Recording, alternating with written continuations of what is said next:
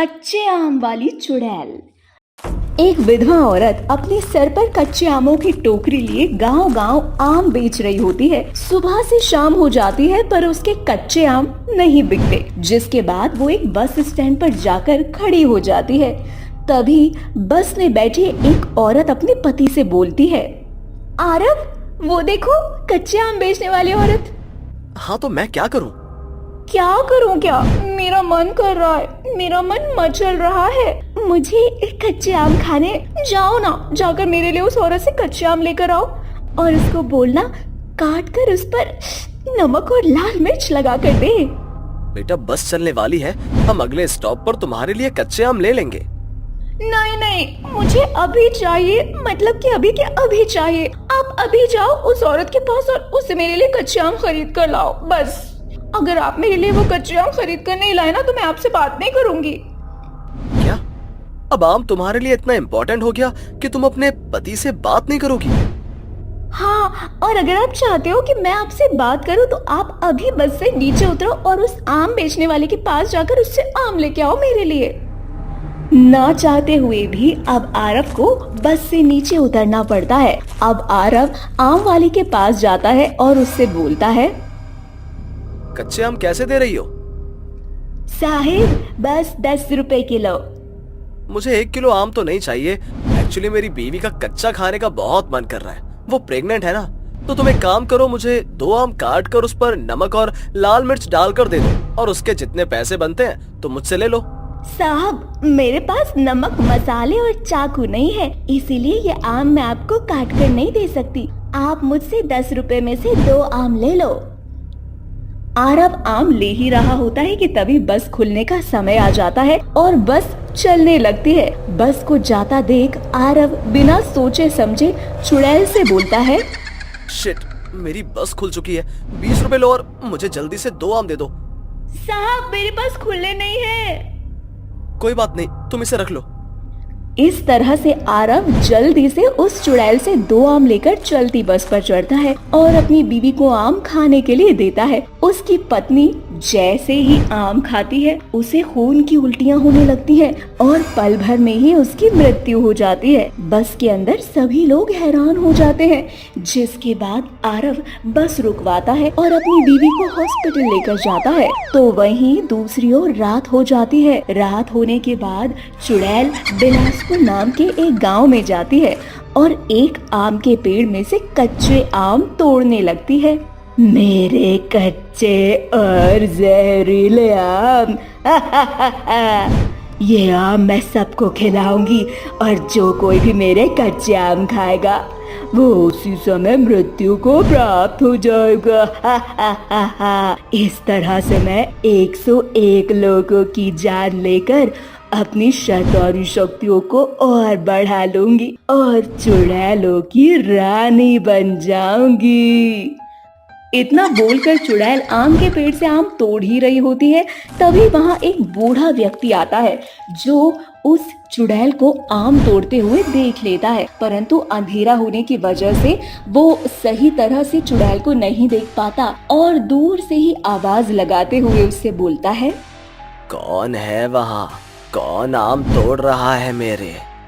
उस बूढ़े की आवाज सुनकर चुड़ैल उसके सामने आती है और उसकी गर्दन पकड़कर उससे बोलती है, बूढ़े, मैं एक चुड़ैल हूँ। अब बोल, क्या बोल रहा था तू? क्या करेगा? अब जिस तरह से मैंने तेरे आम को तोड़ा है उस तरह से मैं तेरी गर्दन तोड़ दूंगी और तुझे तेरे परमात्मा के पास पहुँचा दूंगी। मुझे माफ कर दे चुड़ैल, मुझे नहीं पता था कि तू चुड़ैल है जो मेरे आम चुरा रही है। मुझे लगा कोई इंसान है। अच्छा, तो बूढ़े, अब तू मुझे ये बता, अगर मेरी जगह कोई और होता तो तू क्या करता? कसम से मैं किसी को कुछ नहीं करता। अगर तुम्हारी जगह कोई इंसान होता तो बस मैं उसे थोड़ा सा डरा कर भगा देता, पर मैं तुम्हें कुछ नहीं बोलूंगा। तुम्हें जितने आम लेने हैं तुम तोड़ लो।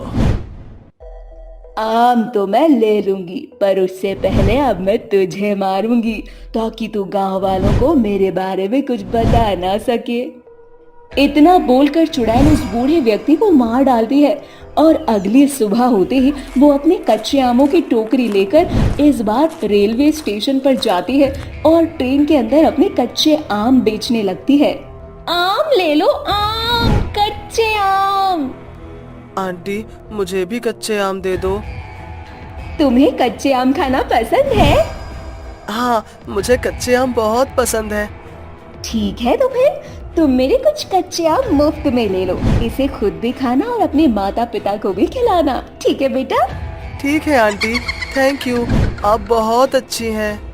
इतना बोलकर वो बच्चा उस चुड़ैल से कुछ आम लेकर अपने माता पिता के पास जाकर बैठ जाता है और उन्हें सारी बात बताता है। तो वही चुड़ैल ट्रेन में आम बेचकर वहाँ से चली जाती है और कुछ देर बाद ट्रेन में जिसने भी उस चुड़ैल का आम खाया वो सभी लोग मर जाते हैं। अब रात हो जाती है और रात को चुड़ैल एक कुएं के पास पूजा करने लगती है और खुद से बोलती है, अब मुझे बस 10 और लोगों की जान लेनी है, उसके बाद मैं अमर हो जाऊंगी और चुड़ैलों की रानी बन जाऊंगी। उसके लिए मुझे आज फिर से कुछ आम तोड़ने होंगे।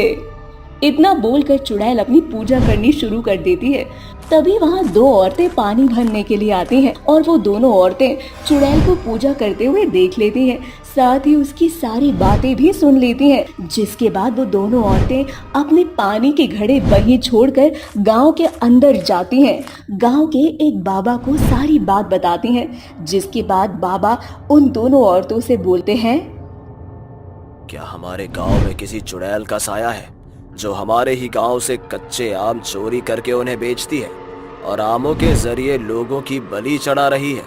अगर ऐसा है तो बहुत जल्द वो चुड़ैल शैतानों की रानी बन जाएगी, और अगर ऐसा हो गया तो हमारा गांव चुड़ैल के चंगुल में आ जाएगा और फिर कभी भी वो हमारे गांव को छोड़कर नहीं जाएगी।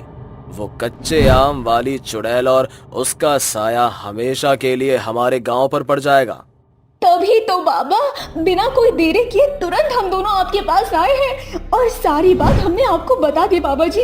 अब बेकसूर लोगों की जान और हमारे इस गांव को आप ही बचा सकते हैं। यहाँ किसी को नहीं पता कि वो चुड़ैल हमारे ही बीच रहकर अपने कच्चे आमों के जरिए बेकसूर लोगों की जान ले रही है। तुम दोनों चिंता मत करो और मेरे साथ मशाल लेकर चलो। जब मैं तुम दोनों को बोलूं तब तुम दोनों उस मशाल को उस चुड़ैल के ऊपर फेंक देना। ठीक है बाबा जी। इतना बोलकर वो दोनों औरतें अपने हाथों में मशाल लिए बाबा के साथ जाती हैं, जहां बाबा उस चुड़ैल की पूजा को भंग कर देते हैं और चुड़ैल बाबा से गुस्से से बोलती है, तेरी इतनी हिम्मत कि तूने एक चुड़ैल की पूजा भंग करी, मैं तुझे नहीं छोड़ूंगी, मैं तुम सबको मार डालूंगी। आज हम नहीं चुड़ैल, तू मरेगी, क्योंकि मुझे सब कुछ पता चल चुका है तेरे बारे में। इतना बोलकर बाबा उस चुड़ैल के ऊपर कुछ राख फेंकते हैं।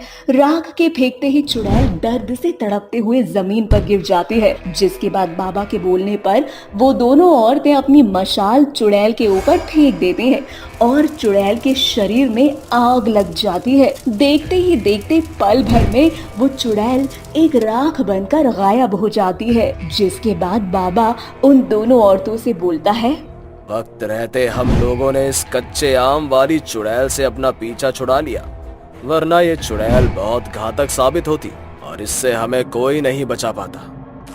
जिसके बाद बाबा उन दोनों औरतों के साथ गांव में जाते हैं और सारी घटना गांव वालों को बताते हैं। साथ ही बाबा एक छोटी सी पूजा करके अपने पूरे गांव को बांध लेते हैं, ताकि फिर से कोई चुड़ैल उनके गांव में ना आ सके।